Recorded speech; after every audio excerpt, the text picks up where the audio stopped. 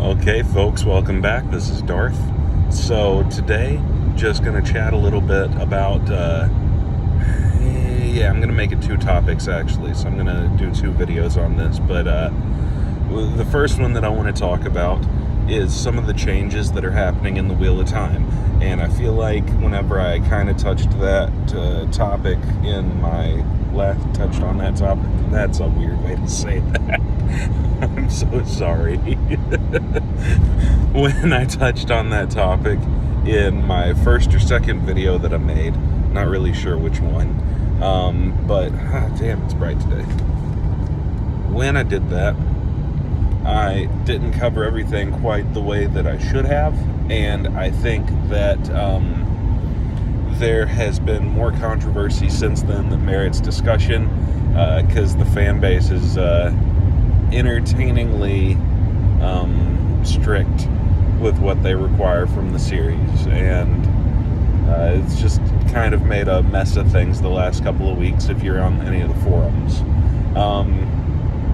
which, most people probably aren't, and this won't matter a year from now. But right now, it's funny, because, okay, this video, by the way, don't watch this video if you haven't read some of the books, because this is going to be kind of spoiler-filled. Yeah, it's going to be. So, people saw that Tom didn't have a mustache. They saw that he's got kind of like the scraggly Aragorn beard type look, right? Which is not at all the role that he plays within the cast. I don't know that there is an analogous sort of comparison to Aragorn, other than Lan, maybe. Not really. In any case, so people fussed a little bit about that, but they weren't too worried. People fussed about Aes Sedai rings being different, but they weren't too concerned. A lot of folks spent time talking. Oh, it's almost like I'm wearing a shadow mask. Okay. People spent a lot of time talking about, do the appearances look right for the cast members? Why is Moraine tall? Why is Rand not 6'4"? And it's because good luck casting somebody 6'4". It's like hard to get them in a screen compositionally with other people, I think. These people are coming at it from a fan perspective, wanting everything to match up perfectly with the books, and they're not thinking about what's pragmatic for film and how, when you translate from one medium to another, how things are going to change. And they also haven't noticed a couple of the consequences of that, which I'll cover here in a second, in terms of changing actually story elements, etc. But Aes Sedai are now in robes that are colored appropriate to their Aja. That makes a lot of sense. It's not as subtle as the books, but it never would be, right? That would be really hard for people to keep up with, especially if they're trying to be faithful to as large of a cast as this is eventually going to end up being. So, all that said, those were kind of minor quibbles people had.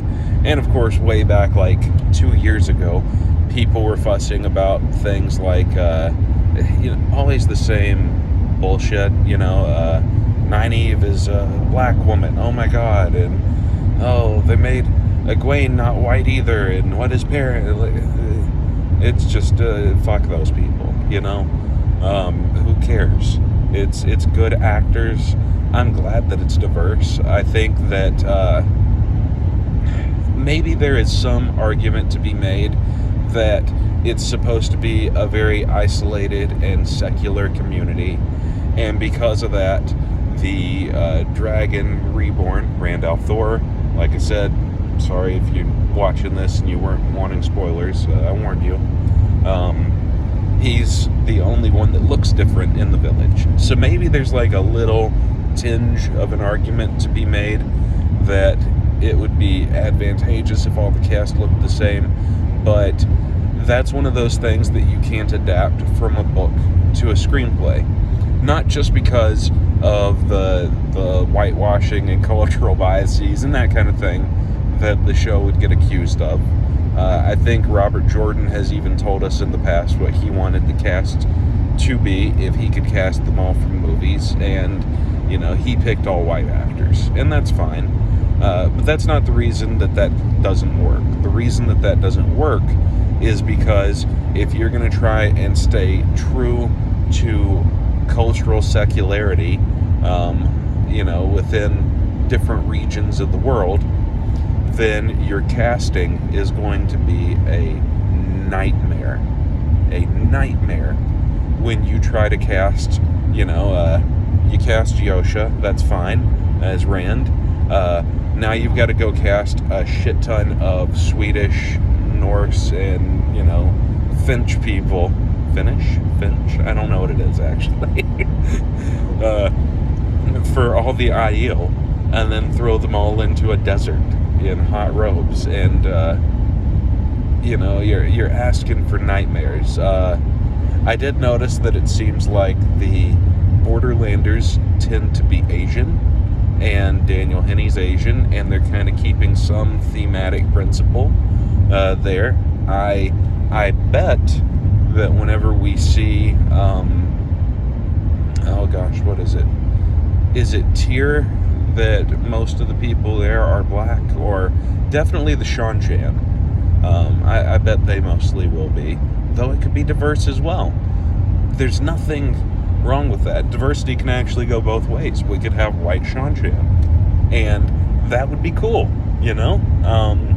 So, in any case, that whole argument is horseshit. I think the community pretty much abandoned people who had that sort of worldview and ousted them, and rightfully so. That's most of what I saw from people who were making a fuss about that.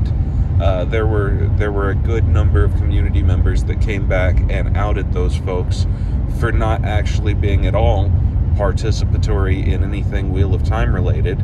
They were those inflammatory part of our modern society that unfortunately goes and creates an account whenever they find out that Nick Fury's black, and they create an account and just cause a bunch of trouble because they're racists. And that's I'm glad that that's not the direction that the community went with this. I'm very glad about that. So, in any case, that was kind of the first big controversy. But now everybody's nervous because we're getting close.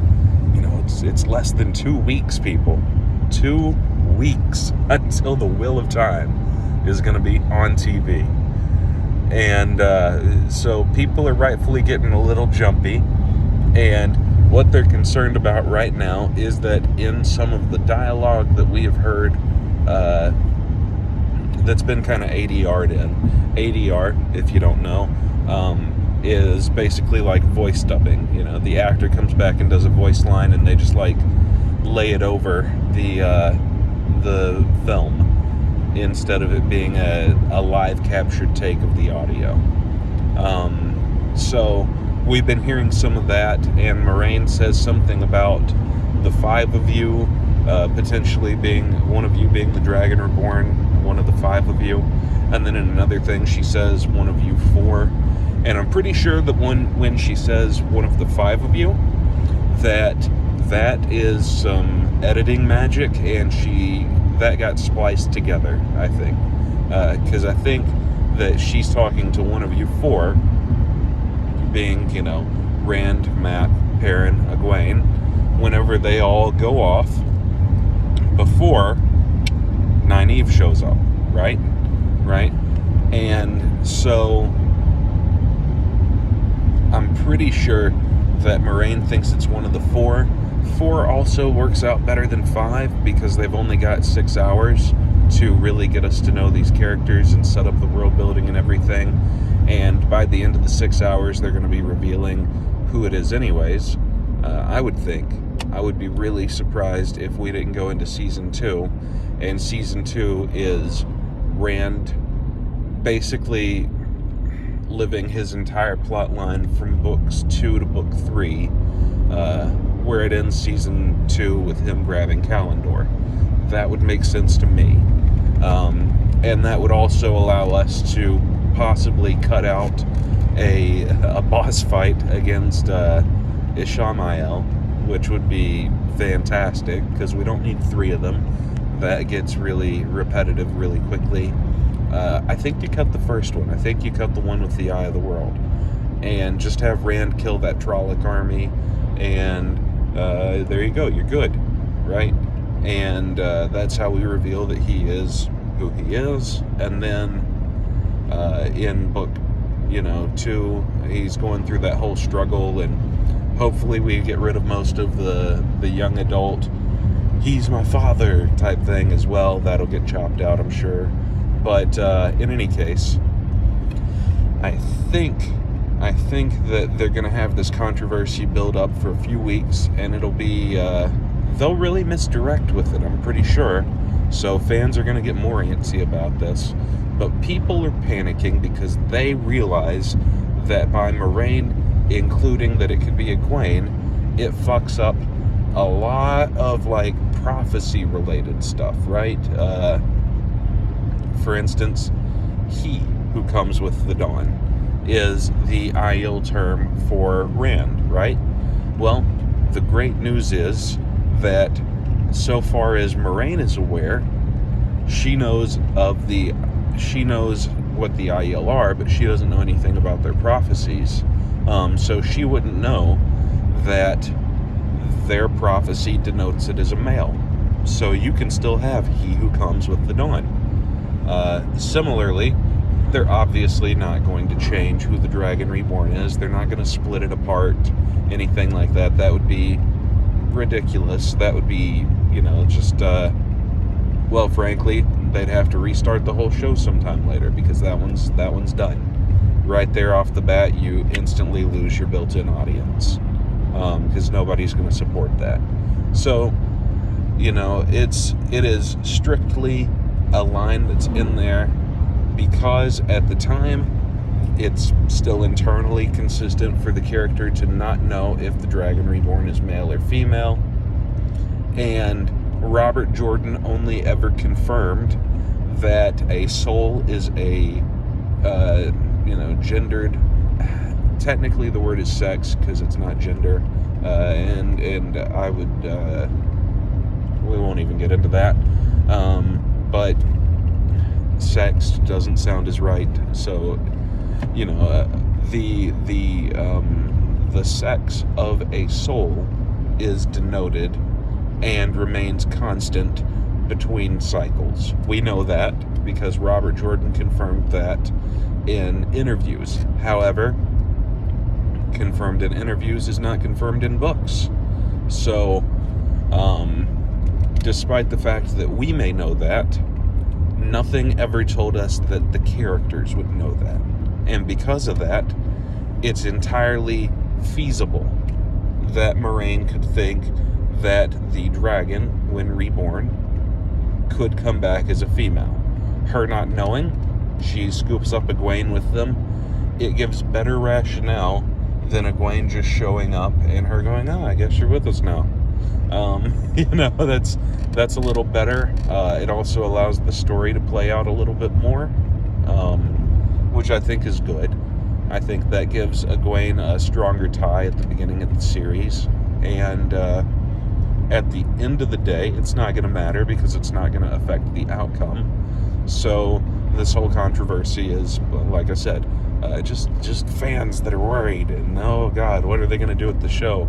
They're changing my beloved Ileana, my love. God, that thing with Billy Zane was terrible.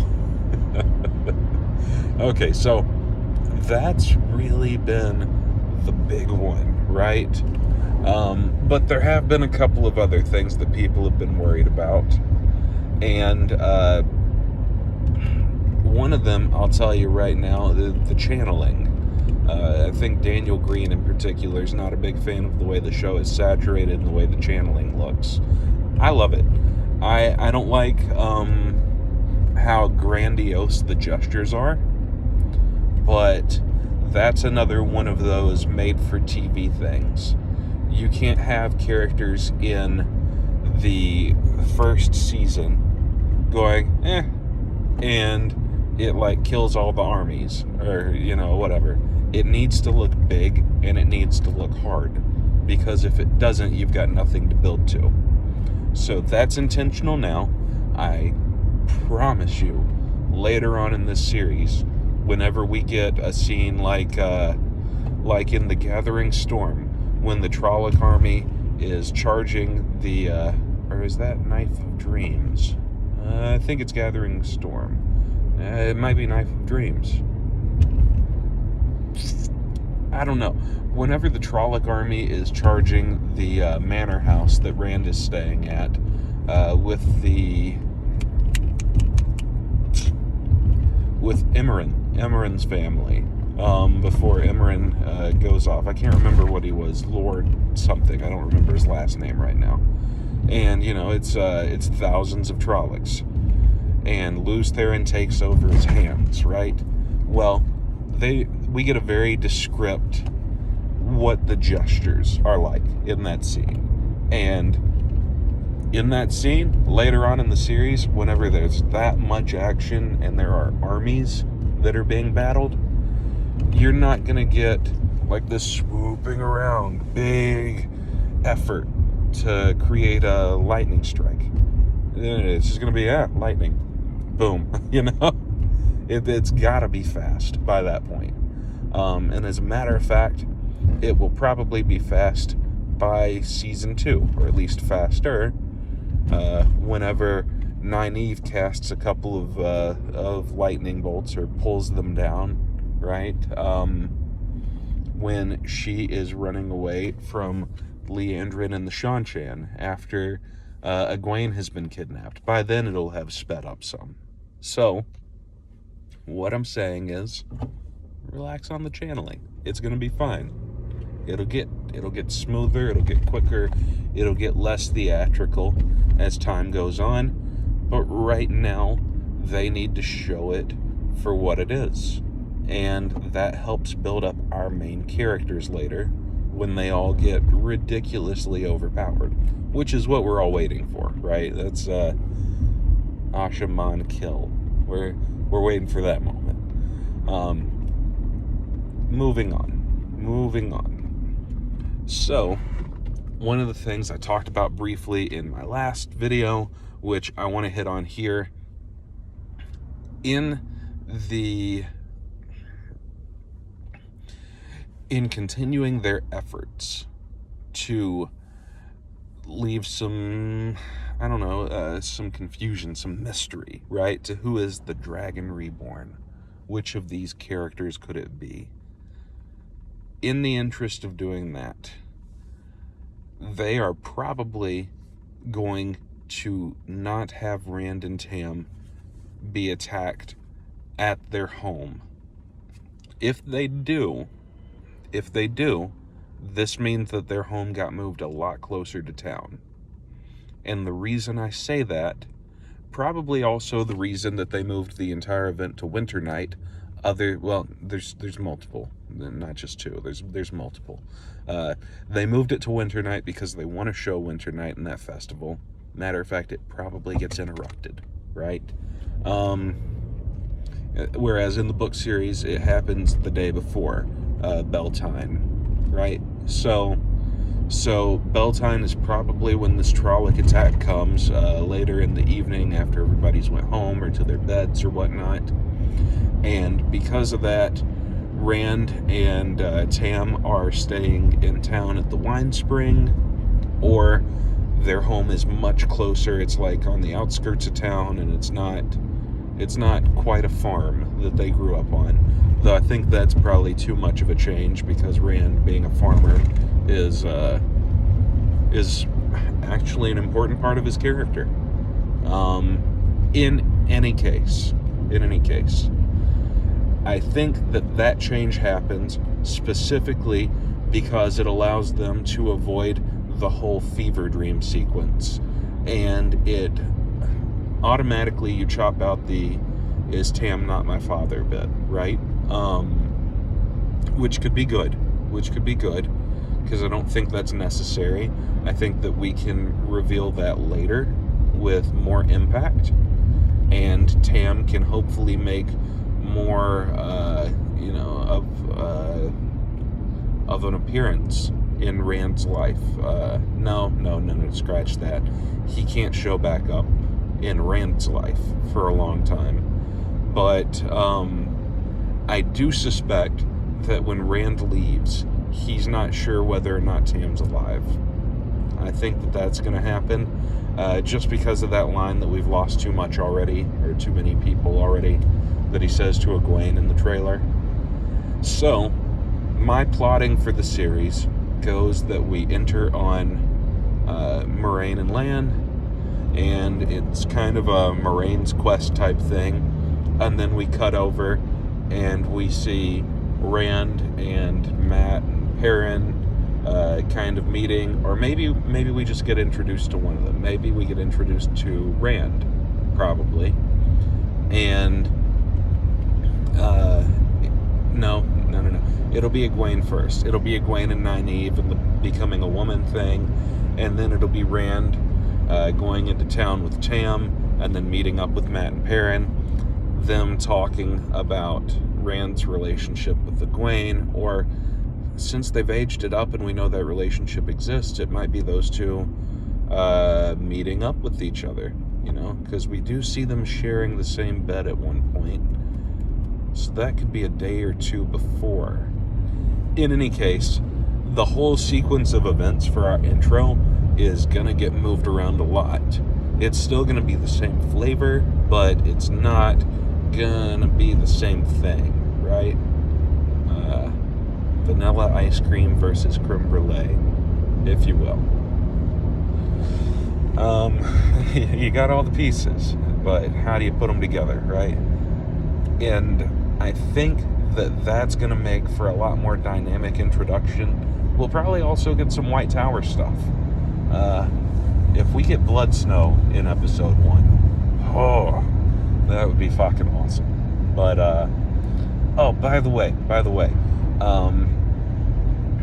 in one of the teasers, or actually I think it's the main trailer, we see somebody getting pulled over by an Aielman, and that was a first captain by the rank on their insignia, or at least I read that it was. I'm not that nerdy to go look that up, right?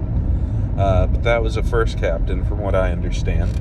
Tam was a second captain, so it's probably not Tam. However, I wouldn't be surprised if that Aiel person kills that first captain, and then Tam has to fight them immediately afterwards, and we're getting to see a little, background for him, a flashback type thing. Alright, y'all, this is going to be a long video for me, so, I'm going to bounce. I'm not going to complete doing the outline for the first episode. I just really wanted to highlight that it's going to be really different because they're introducing more dynamic to it right off the bat, which I think is awesome. I think that means that we book readers still have something to look forward to. We're not sitting there checking off the boxes of, did they do this, did they do this, did they do this, right? So I'm very excited about that. They have so much to put into that first episode that I have no fucking idea how they're going to do it. But you guys have a great day, and I'll see you next time.